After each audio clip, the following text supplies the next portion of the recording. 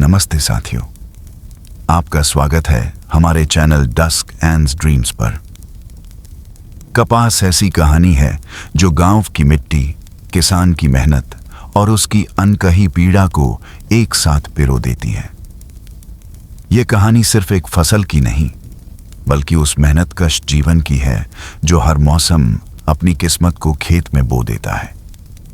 जोशी जी का लेखन हमेशा से आम इंसान की छोटी छोटी बातों को बड़े गहराई से दिखाता रहा है। उनकी लेखनी में व्यंग्य भी है, करुणा भी, और सबसे बढ़कर एक सच्चाई है जो सीधे दिल को छूती है। कहानी का हर शब्द जैसे गांव की हवा में घुली ईमानदारी और संघर्ष की महक को महसूस कराता है। संवाद इतने सहज हैं कि लगता है जैसे किसी किसान के आंगन में बैठकर उसकी कहानी सुन रहे हों। मनोहर श्याम जोशी की यही खूबी है, वे साधारण जीवन को असाधारण बना देते हैं। कपास में उन्होंने दिखाया है कि मेहनत करने वाला व्यक्ति समाज की नींव तो है, पर उसे उसका हक नहीं मिलता। जोशी जी की भाषा सरल है, लेकिन उसमें गहरी मार्मिकता और सटीक व्यंग्य झलकता है। और हाँ, पिछली कहानी पर कमेंट किया था साची मौर्य। प्रयागराज से बहुत बहुत धन्यवाद आपका। खुशी है कि कहानी आपको अच्छी लगी। बस यही सोचकर हमने ये चैनल शुरू किया। यहाँ हम रोज आपको कहानियां सुनाएंगे। हमारी कोशिश यही है कि आपकी सारी थकान दूर हो जाए, मन हल्का लगे और नींद आराम से आ जाए। ये कहानी दो ऐसे लोगों की है जो सालों से एक दूसरे से नफरत करते आए हैं, इतनी कि एक दूसरे का नाम तक लेना गुनाह लगता है। पर वक्त सब कुछ बदल देता है। जब मौत और दर्द की आहट पास आती है तो दिल का पत्थर भी पिघल जाता है। तो चैनल को सब्सक्राइब जरूर करना, ताकि हर नई कहानी सबसे पहले आपके तकिए तक पहुंचे। और हाँ, नीचे कमेंट करके बताना मत भूलना कौन सी बात आपके दिल को सबसे ज्यादा छू गई। किस टॉपिक पर आपको कहानी चाहिए ये भी बताइए, और किस जगह से कहानी सुन रहे हैं यह भी बताइए। मैं अगली कहानी में आपका नाम जरूर मेंशन करूंगा। आपके कमेंट हमें ताकत देते हैं कि रोज हम आपके लिए कुछ नया लाएं। तो अब आप आराम से लेट जाइए, चादर ओढ़ लीजिए, तकिया ठीक कर लीजिए और आंखें बंद कर लीजिए। एक गहरी सांस लीजिए, धीरे से छोड़ दीजिए। सोचिए कि सारी थकान बाहर निकल रही है, सारे बोझ और चिंता हवा में उड़ रही है। अब बस आप हैं और हमारी आवाज है। तो चलिए, अब धीरे धीरे नींद आपकी पलकों पर उतरने लगेगी, चेहरे पर मुस्कान आ जाएगी, दिल में सुकून फैल जाएगा और आप तैयार हो जाइए आज की कहानी सुनने के लिए। तो सुबह की हवा में मिट्टी की गंध घुली थी। रात की नमी अब धूप की पहली किरणों में बदल रही थी। गांव की पगडंडियां अभी भी नींद में थीं, मगर कुछ घरों से चूल्हे का धुआं उठने लगा था। बैलों की घंटियों की आवाज धीरे धीरे पूरे गांव में फैल रही थी। यह इशारा था कि दिन शुरू हो चुका है।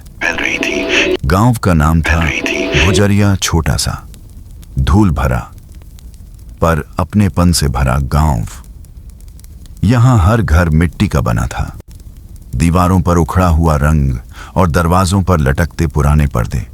फिर भी इन घरों में एक गजब की शांति थी, जैसे हर ईंट में किसी की मेहनत की कहानी बंद हो। गांव के बीच से एक संकरी गली जाती थी जो सीधे खेतों तक पहुंचती थी। वहीं दूर दूर तक कपास के खेत फैले थे, जहां सफेद फूलों की तरह फूली कपास की डंडियां हवा में झूल रही थीं, जैसे धरती पर बर्फ उतर आई हो। गांव के लोग अपनी जिंदगी को किसी त्योहार की तरह नहीं, बल्कि रोज की रीत की तरह जीते थे। हर दिन वही सुबह, वही सूरज, वही मिट्टी, मगर हर दिन में एक नई उम्मीद भी होती थी। कोई अपनी बैलों की जोड़ी को सहलाता, कोई बीजों की थैली कंधे पर रखकर खेत की ओर चल देता। इन खेतों के बीच एक आदमी हर रोज सबसे पहले आता, भोलाराम। भोलाराम गांव का साधारण आदमी था। न ज्यादा बातें करता, न किसी से झगड़ा। उसका चेहरा धूप में पका हुआ था, पर आंखों में अब भी वह चमक थी जो मेहनतकश आदमी के पास होती है, भरोसे की चमक। उसका शरीर दुबला था, मगर हाथ मजबूत, जैसे मिट्टी से बने हों। वह हर साल कपास बोता था। खेत उसका छोटा था, मुश्किल से 4 बीघे का, पर वही उसका सब कुछ था। उसी में उसकी मेहनत, उसकी उम्मीद और उसकी दुआएं बसी थीं। सुबह वह हल लेकर निकलता तो उसके पीछे उसकी पत्नी गोमती रोटियों की गठरी बांध देती। धूप तेज हो जाएगी, पानी साथ रखना, वह कहती। भोलाराम हंसकर जवाब देता, धूप से डरूं तो खेती कैसे करूं गोमती। फिर वह निकल पड़ता खेत की ओर। रास्ते में पड़ोसी हरिदास मिलता। कितनी कपास बोएगा इस बार, भगवान जाने, जितनी जमीन ने रखी है, भोलाराम मुस्कुराता। दोनों कुछ देर साथ चलते, फिर अपने अपने खेतों में बांट जाते। भोलाराम के लिए कपास सिर्फ फसल नहीं थी, वह उसकी जिंदगी थी। जब वह बीज मिट्टी में डालता तो उसके हाथ कांपते नहीं, बल्कि श्रद्धा से जुड़ जाते। वह हर बार आसमान की ओर देखता और मन ही मन कहता, इस बार बरसात सही समय पर हो जाए प्रभु। बारिश आते ही खेत में एक अजीब सी खुशबू फैल जाती। मिट्टी जब भीगती तो जैसे धरती का मन खुलकर हंसने लगता। भोलाराम उस मिट्टी को छूता और महसूस करता कि अब सब ठीक हो जाएगा। कुछ हफ्तों में छोटे छोटे हरे पौधे उगने लगते। हवा जब उन्हें छूती तो वह झूमने लगते, जैसे कोई बच्चा खेल में झूल रहा हो। भोलाराम रोज सुबह उन पौधों के पास जाता, उन्हें देखता, उनसे बात करता। अब मत सूखना बेटा, वह कहता, इस बार तुझसे ही उधार उतरेगा। गोमती कभी कभी हंसती, पौधों से बातें करता है तू, वह मुस्कुराता। ये सुनते हैं और जवाब भी देते हैं, बस हमें समझ नहीं आता। गांव का मौसम हर बार भरोसेमंद नहीं रहता था। कभी बरसात ज्यादा हो जाती, कभी सूखा पड़ जाती, निपट जाता। पर भोलाराम कभी हार नहीं मानता। उसका कहना था, मौसम बदल सकता है पर किसान का दिल नहीं। जब हवा में गर्मी बढ़ती तो वह पौधों के चारों ओर सूखी पत्तियां बिछा देता ताकि नमी बनी रहे। जब कीड़े लगते तो रात में दिया जलाकर खेत में बैठता, हाथों से पत्तियां उलट पलट कर कीड़े ढूंढता।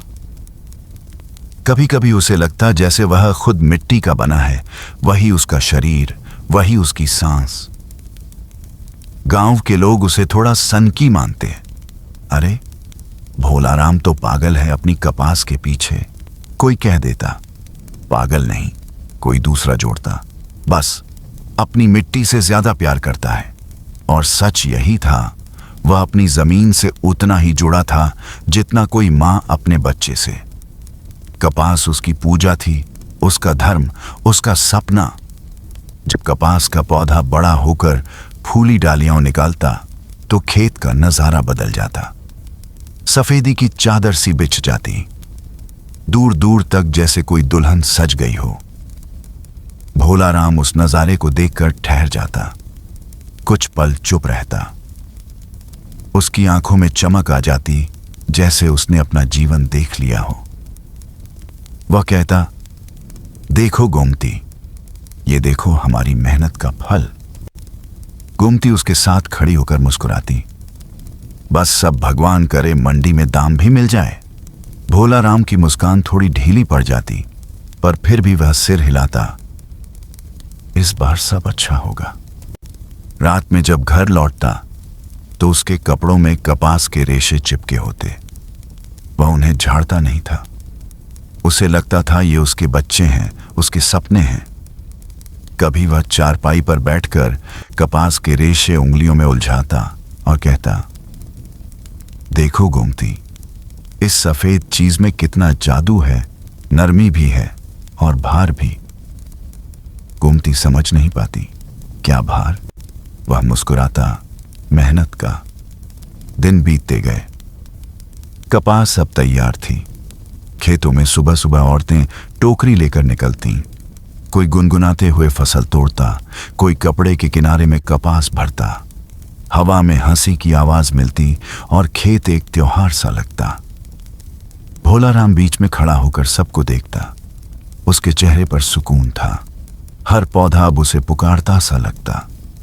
वह धीरे से कपास तोड़ता, हथेली में रखकर कहता, इतनी कोमल और फिर भी कितनी मजबूत। वह कपास को ऐसे संभालता जैसे कोई मां अपने बच्चे को गोद में लेती है। उसके चेहरे पर पसीना था, पर आंखों में चमक थी। शाम तक जब सूरज ढलता तो खेत में सफेदी की लकीरें रह जाती। दूर से देखने पर लगता जैसे धरती पर दूध की नदियां बह रही हों। भोलाराम मिट्टी पर बैठकर अपनी थकान उतारता, आसमान की ओर देखता और कहता, धन्यवाद प्रभु, एक बार फिर से मेरी जमीन ने मुझे जिंदा कर दिया। पर उसके भीतर कहीं एक डर भी था। उसे पता था कि मंडी तक पहुंचते ही यह सफेदी मटमैली हो जाएगी, तौल में कमी होगी, भाव घटेगा और उसकी मेहनत फिर किसी और की जेब में चली जाएगी। फिर भी वह अपनी उम्मीदों को टूटने नहीं देता। वह कहता, कपास तो सफेद ही रहेगी, चाहे भाव कोई भी दे। कपास उसके लिए एक प्रतीक थी, आस की, क्योंकि हर मौसम वह सोचता कि शायद इस बार किस्मत साथ देगी। श्रम की, क्योंकि हर फूली में उसका पसीना, उसका विश्वास और उसकी रातें बसी थीं। जीवन की, क्योंकि उसी के साथ उसकी सांसें चलती थीं, उसी में उसकी दुनिया थी। कभी वह कहता, यह कपास तो मेरे बच्चों जैसी है, मैं बोता हूं, सींचता हूं, और जब यह तैयार होती है तो कोई और ले जाता है। गोमती कहती, तो क्या छोड़ेगा इसे? वह मुस्कुराता, मां अपने बच्चे को छोड़ सकती है क्या? गांव के बाहर से गुजरते लोग खेतों को देखकर कहते, वाह क्या नजारा है, जैसे बर्फ गिर गई हो।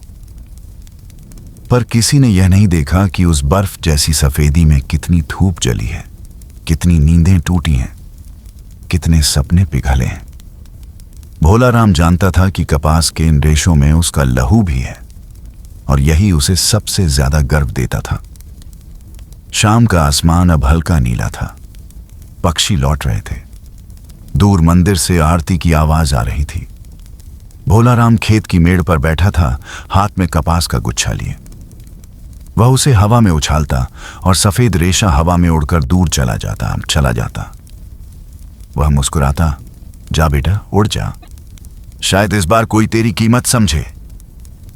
धीरे धीरे आसमान अंधेरा हुआ।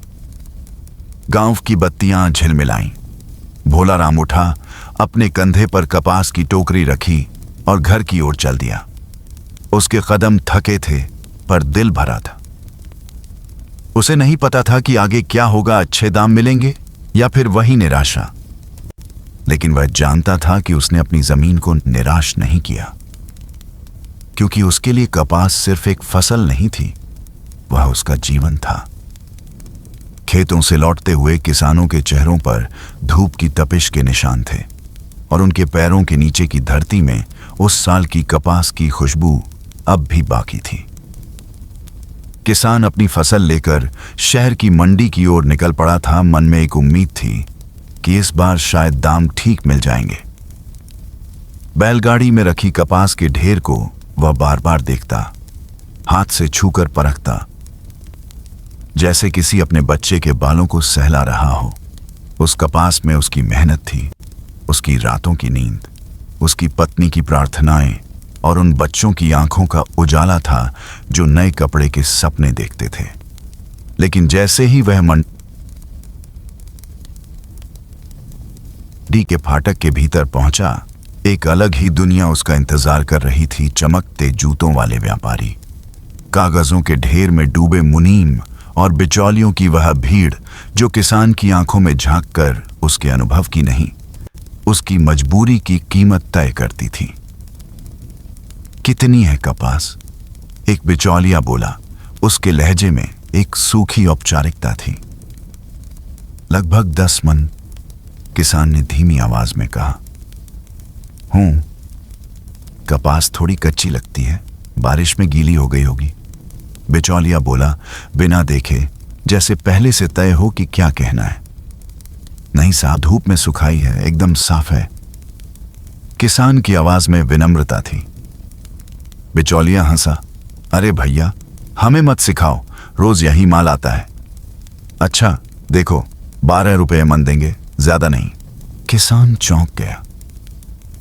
पिछले साल यही कपास 20 रुपये मन बिकी थी। वह कुछ कहना चाहता था, लेकिन बिचौलिया आगे बढ़ गया। दूसरे व्यापारी ने आकर वही दाम दोहराया। सब एक जैसी भाषा बोलते थे, जैसे किसी अदृश्य समझौते से बंधे हों। गांव में लौटते समय किसान के बैल भी थक चुके थे। गाड़ी में अब कपास नहीं थी, बस कुछ सिक्कों की खनक थी जो उसकी उम्मीदों का मजाक उड़ा रही थी।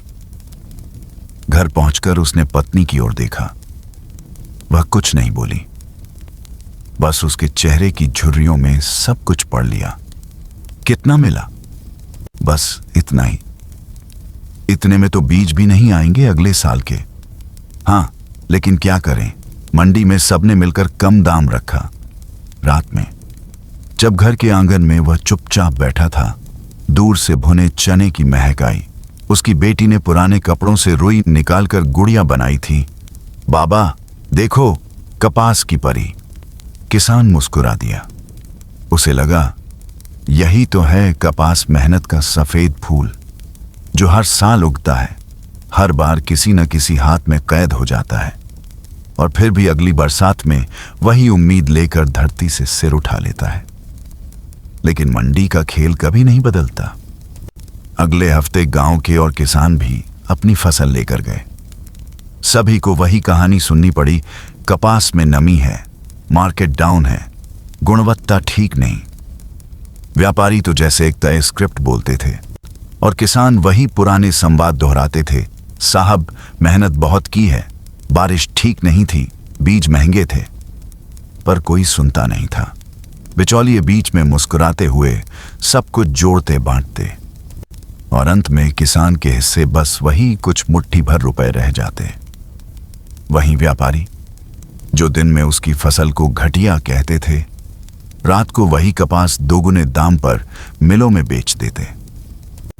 कहानी में यह मंडी एक प्रतीक बन जाती है उस शोषण की जो व्यवस्था में रचा बसा है।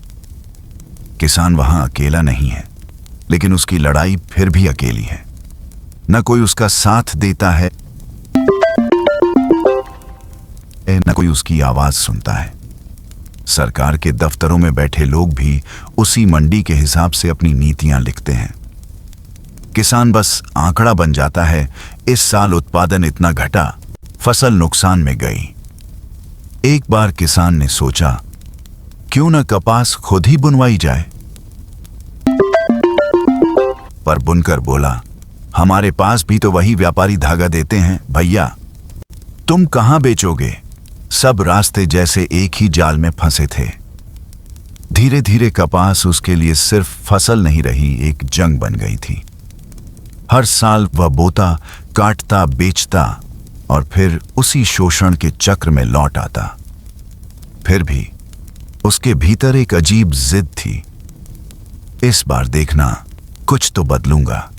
लेकिन जब वह फिर मंडी पहुंचा, वही चेहरे, वही आवाजें, वही हंसी, जैसे वक्त रुक गया हो। अरे, फिर आ गए। इस बार कपास और सस्ती हो गई है, व्यापारी बोला। किसान चुप रहा। उसने बस कपास की एक मुट्ठी उठाई और अपनी हथेली में दबाई। नरम रुई जैसे फुसफुसा रही थी, तेरी मेहनत की कीमत तुझसे कोई नहीं छीन सकता। वह जानता था बाजार उसके पक्ष में नहीं है, लेकिन जब उसने खेत की ओर नजर डाली तो धरती फिर भी मुस्कुरा रही थी। अगले मौसम में वह फिर बोएगा, फिर उम्मीद रखेगा, क्योंकि यही उसकी नियति नहीं, उसका साहस था। कहानी यहां आकर यह दिखाती है कि शोषण कोई एक घटना नहीं, बल्कि एक व्यवस्था है जो सदियों से चल रही है। व्यापारी और बिचौलिए केवल पात्र नहीं, बल्कि उस तंत्र के हिस्से हैं जो किसान की मेहनत पर पलता है। कपास यहां सिर्फ सफेद फूल नहीं रह जाता, वह किसान की आत्मा का प्रतीक बन जाता है, जो चाहे जितनी बार कुचली जाए फिर भी हर बार धरती से नई जिंदगी लेकर लौटती है। शहर की चमक दमक और उसकी उन्नत जीवन शैली के बीच गांव के किसान की दुनिया लगभग एक अलग ही समय में जीओटी में जी रही थी। जब शहर के लोग नए कपड़े पहनकर सड़कों पर घूमते हैं, अपने चमकते जूतों और महंगे गहनों को दिखाते हैं, तो वे शायद यह सोचते भी नहीं कि उनके हाथों को छूने वाले कपड़े कितनी मेहनत और कष्ट के परिणाम स्वरूप वहां पहुंचे हैं। यह कपड़ा, यह मुलायम सा सूती कपड़ा, जिसकी खूबसूरती और चमक पर शहरवासी गर्व करते हैं, वास्तव में एक गरीब किसान की लहू भरी मेहनत का परिणाम है। किसान अपने खेतों में सुबह से शाम तक काम करता है। सूरज की पहली किरण जब धरती पर गिरती है, किसान पहले ही अपने हल और बैल के साथ खेतों में खड़ा होता है। उसकी आंखों में थकान की झुर्रियां और चेहरे पर मिट्टी के धब्बे इस बात का संकेत होते हैं कि वह पूरी दिन भर कड़ी मेहनत करता है। उसके हाथ मोटे और खुरदरे हैं, नाखूनों के नीचे मृदा की गहरी रेखाएं हैं और उसकी हथेलियों पर पसीने और धूल का घना लेयर जमा हो गया है। यह वही हाथ हैं जो धरती से उस कपास को तोड़ते हैं जो शहर के महंगे बुटीक और बाजारों में शानदार दिखता है। किसान जानता है कि उसकी मेहनत का फल सीधे उसे नहीं मिलेगा। जब वह अपने खेत से कपास तोड़ता है, उसे बेचने के लिए शहर जाना पड़ता है। वह अपने गधे या ट्रैक्टर पर कपास भरकर शहर की मंडी की ओर चलता है। मार्ग में उसका सामना अनेक बाधाओं से होता है। रास्ते खुरदरे और धूल भरे हैं और गर्मी और धूप उसकी पीठ पर तेजी से हमला करती है। कभी कभी बारिश अचानक आ जाती है और वह भीगते भीगते अपने गंतव्य तक पहुंचता है। जब किसान मंडी में पहुंचता है, उसकी असली परीक्षा शुरू होती है। शहर के व्यापारी और बिचौलिए उसे देखकर अपने चालाक दांत चमकाते हैं। व्यापारी बड़े बड़े टेबलों पर बैठे होते हैं। उनके चेहरे पर हल्की मुस्कान होती है, जो किसान की गरीबी और उसकी मजबूरी को देखकर गहरी संतुष्टि में बदल जाती है। किसान जानता है कि उसे अपना सामान न्यूनतम दाम में बेचना पड़ेगा। वह कितनी भी बार मोल भाव करे, व्यापारी हमेशा उसे कम कीमत देने की कोशिश करते हैं। इस प्रक्रिया में व्यापारी और बिचौलिए, जो खुद शहर के चमक दमक वाले जीवन का हिस्सा हैं, किसान की मेहनत का पूरा लाभ उठाते हैं। वे कपास को खरीदकर उसे कतारबद्ध करते हैं, फैक्ट्रियों में भेजते हैं और अंततः उसे महंगे कपड़ों के रूप में बेचते हैं। शहर का आदमी जब इन कपड़ों को पहनता है तो वह गर्व महसूस करता है, बिना यह सोचे कि यह कपड़ा किसकी मेहनत और पसीने से बना है। लेखक इस पूरी प्रक्रिया में सामाजिक असमानता की गहरी छाया दिखाता है। किसान सबसे नीचे है, उसके हाथ और उसकी मेहनत को नजरअंदाज किया जाता है। उसकी थकान, उसका संघर्ष, उसका दर्द, सब केवल उसके निजी अनुभव बनकर रह जाते हैं। शहर के लोग जो इस कपड़े में लिपटे होते हैं, अपनी पहचान और सम्मान की भावना में खो जाते हैं। उन्हें यह नहीं पता कि उनका गर्व वास्तव में किसी गरीब किसान की पीड़ा पर आधारित है। कहानी में लेखक हल्के व्यंग्य और विडंबना के माध्यम से यह संदेश देता है। यह विडंबना कि जो कपड़ा शहर की गलियों में पहनने योग्य और आकर्षक लगता है, वही कपड़ा किसान के पसीने और खून से भरा हुआ है। यहां व्यंग्य यह दिखाता है कि मेहनत करने वाले व्यक्ति के लिए समाज में स्थान कितना नीच है। उसका पसीना, उसकी थकान और उसकी जान केवल बाजार में बिकती है। यह व्यंग्य केवल हंसी पैदा करने के लिए नहीं है, बल्कि यह हमें हमारे समाज के वास्तविक और कड़े सच के प्रति संवेदनशील बनाता है। किसान की पीड़ा और उसकी मानसिक स्थिति को लेखक बड़ी बारीकी से दर्शाता है। खेतों में काम करते करते, मंडी में बेचते समय और घर लौटते हुए वह बार बार अपने जीवन पर सवाल उठाता है। वह सोचता है, क्या कपास हमारे लिए पैदा होती है या शहर के अमीरों के कपड़े बनने के लिए? यह सवाल उसकी आंखों में थकान के साथ साथ आत्ममंथन की गहराई भी दिखाता है। वह जानता है कि वह अपनी मेहनत से अपने परिवार को पर्याप्त जीवन नहीं दे पा रहा है। उसकी मेहनत उसकी जीविका बनाती है, लेकिन उसका सम्मान और पहचान उसे कभी नहीं मिलती। कहानी में यह भी स्पष्ट होता है कि किसान का जीवन केवल भौतिक कठिनाइयों तक सीमित नहीं है, बल्कि यह मानसिक और भावनात्मक संघर्षों से भी भरा हुआ है। उसे हर दिन यह महसूस होता है कि उसकी मेहनत किसी और के सपनों और गर्व का साधन बनती है। यह असमानता उसे निराश करती है, उसे अपने अस्तित्व पर सवाल करने पर मजबूर करती है। लेखक इस पूरे सामाजिक तंत्र की आलोचना करता है। शहर का चमक दमक वाला जीवन, व्यापारी और बिचौलियों का लालच और किसान की मेहनत के बीच का अंतर, यह सब कहानी में बड़े संवेदनशील तरीके से उभरता है।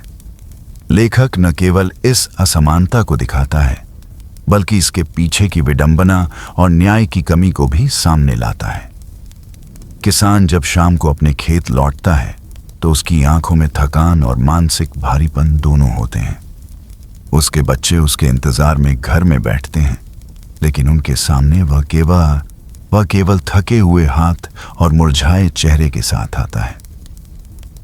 उसकी पत्नी उसकी पीड़ा को समझती है, लेकिन वह भी अपने कर्तव्य और परिवार के पालन पोषण में व्यस्त रहती है। यह दृश्य लेखक ने बड़े भावपूर्ण तरीके से पेश किया है। कहानी का सबसे मार्मिक हिस्सा यह है कि किसान अपने जीवन के हर पहलू को समझते हुए भी किसी बदलाव की उम्मीद नहीं करता। वह जानता है कि समाज की असमानता और शोषण की यह व्यवस्था बदलना मुश्किल है। उसकी मेहनत का फल हमेशा किसी और के हाथ में जाता है और वह अपने जीवन के संघर्षों और पीड़ा को केवल चुपचाप सहता है। लेखक यह दिखाता है कि किस तरह समाज में असमानता और आर्थिक अंतर्ग्रह का जाल फैला हुआ है। शहर का आदमी अपने जीवन की चमक दमक में खोया रहता है, जबकि किसान अपनी मेहनत और पसीने के साथ लगातार संघर्ष करता है। यह कहानी हमें यह एहसास कराती है कि हम जिस चीज पर गर्व करते हैं वह अक्सर किसी और के संघर्ष का परिणाम होती है। कहानी का संदेश बहुत ही गहरा और संवेदनशील है। यह हमें अपने जीवन की सहज चीजों के पीछे छिपे संघर्ष को देखने के लिए मजबूर करती है। शहर के चमकते कपड़े, महंगे जूते और फैशनेबल वस्त्र वास्तव में किसी गरीब किसान की पीड़ा और मेहनत का प्रतीक हैं। लेखक इस दृष्टि से हमें सामाजिक जागरूकता और मानवीय संवेदनशीलता की ओर खींचता है। अंत में किसान अपनी किस्मत पर सवाल उठाता है। उसकी पीड़ा, उसकी मेहनत और उसका संघर्ष केवल उसके जीवन का हिस्सा नहीं है, बल्कि यह पूरे समाज की असमानता और न्याय की कमी को उजागर करते हैं। उसका सवाल, क्या कपास हमारे लिए पैदा होती है या शहर के अमीरों के कपड़े बनने के लिए, न केवल उसकी व्यक्तिगत पीड़ा को दर्शाता है, बल्कि समाज के प्रत्येक सदस्य के लिए भी एक गहरा विचार छोड़ता है। इस कहानी में लेखक ने बेहद सूक्ष्म और संवेदनशील तरीके से यह दिखाया है कि मेहनत करने वाले व्यक्ति की पीड़ा और संघर्ष को अक्सर नजरअंदाज किया जाता है। उसकी मेहनत की कीमत समाज के उच्च वर्ग के गर्व और सुख शांति के लिए चुकाई जाती है। यह कहानी हमें यह याद दिलाती है कि हर चमकती चीज के पीछे एक संघर्ष और पीड़ा छिपी होती है और हमें उसे समझने और सम्मान देने की आवश्यकता है। किसान की कहानी केवल उसकी पीड़ा की कहानी नहीं है, यह समाज की असमानता की और शोषण की कहानी है। यह हमें सोचने पर मजबूर करती है कि क्या हम अपने जीवन में उन लोगों की मेहनत और संघर्ष को सच में समझते हैं, जिनके बिना हमारा जीवन इतना सहज और सुखमय नहीं हो सकता। कहानी कपास का मूल संदेश अत्यंत सरल और गहरा है। भारत की आर्थिक रीढ़ किसान है, पर उसका जीवन सबसे असुरक्षित और उपेक्षित है। इस छोटे से कथानक में लेखक ने बड़े सामाजिक और आर्थिक सवाल उठाए हैं, जिन्हें समझना हर पाठक के लिए आवश्यक है। किसान, जो दिन रात खेतों में मेहनत करता है, जिसके पसीने और खून से हमारी जीवन शैली और समाज का ढांचा चलता है, वही व्यक्ति अपनी मेहनत का फल पूरी तरह से नहीं देख पाता। उसका जीवन कठिनाइयों से भरा हुआ है। सूरज की पहली किरण के साथ उठकर वह हल चला रहा होता है, बैल को खेत में खड़ा कर रहा होता है, मिट्टी में काम कर रहा होता है, और इसी कड़ी मेहनत के बावजूद वह आर्थिक रूप से हमेशा कमजोर और असुरक्षित रहता है। कहानी में यह दिखाया गया है कि किसान की मेहनत केवल उसके जीवन यापन का साधन बनती है, जबकि उसका सम्मान और पहचान समाज में बहुत ही कम है। वह अपने खेतों से कपास तोड़ता है, उसे मंडी में बेचता है, और अंततः शहर के व्यापारी और बिचौलिए नांबी की नांदी ही उसके पसीने और मेहनत का पूरा लाभ उठाते हैं। शहर के लोग उन कपड़ों में अपने गर्व और शोभा की भावना को महसूस करते हैं, पर कभी यह सोचते नहीं कि यह कपड़ा किसकी मेहनत और बलिदान का परिणाम है। लेखक ने इस कहानी के माध्यम से यह दिखाया है कि किसान का जीवन असुरक्षित है। आर्थिक असमानता और शोषण की यह व्यवस्था उसे हमेशा सबसे नीचे रखती है। वह अपनी मेहनत के बावजूद कभी भी संपन्नता और स्थायित्व नहीं देख पाता। मंडी में उसका सामना हर बार अन्याय से होता है। व्यापारी उसे कम कीमत देने की कोशिश करते हैं। बिचौलिए मुनाफा कमाने के लिए उसके पसीने और थकान का लाभ उठाते हैं। इस पूरे तंत्र में किसान केवल एक उपकरण बनकर रह जाता है।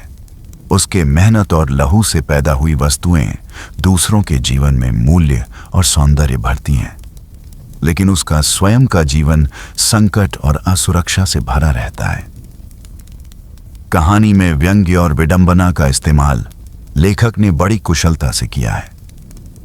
यह विडंबना कि शहर का व्यक्ति कपास के कपड़े पहनकर गर्व महसूस करता है, पर यह नहीं जानता कि उसके कपड़े की सुंदरता और मुलायमपन के पीछे किस गरीब किसान की पीड़ा और मेहनत छिपी है। लेखक यह दिखाता है कि समाज में मेहनत करने वाले व्यक्ति की स्थिति कितनी कमजोर और उपेक्षित होती है। उसकी मेहनत और पसीना केवल अन्य लोगों की सुविधा और शोभा के लिए इस्तेमाल होता है। किसान की बेबसी और शोषण कहानी का सबसे मार्मिक पहलू है। खेत में काम करते हुए, मंडी में बेचते समय और घर लौटते हुए वह बार बार अपने जीवन पर सवाल उठाता है।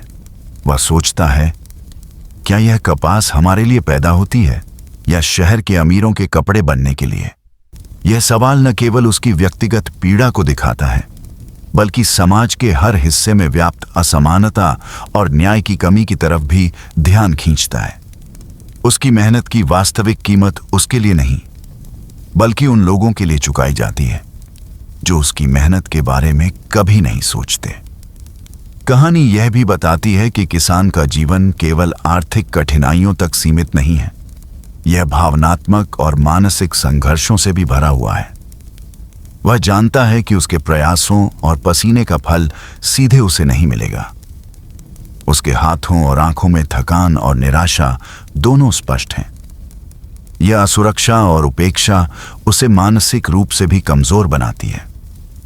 वह लगातार अपने भविष्य और परिवार की भलाई के लिए चिंता करता है, पर समाज और व्यवस्था उसे पर्याप्त मदद नहीं देती।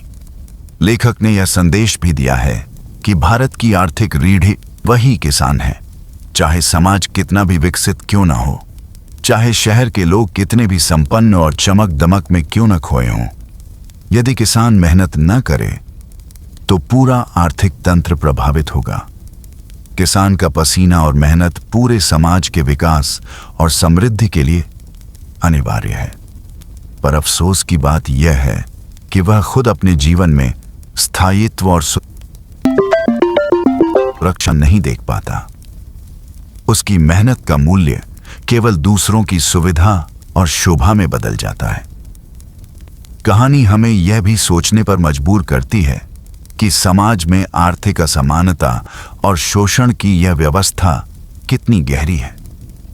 शहर का जीवन चमक दमक वाला और आकर्षक लगता है, पर इसके पीछे गरीब किसान की पीड़ा और संघर्ष छिपा हुआ है।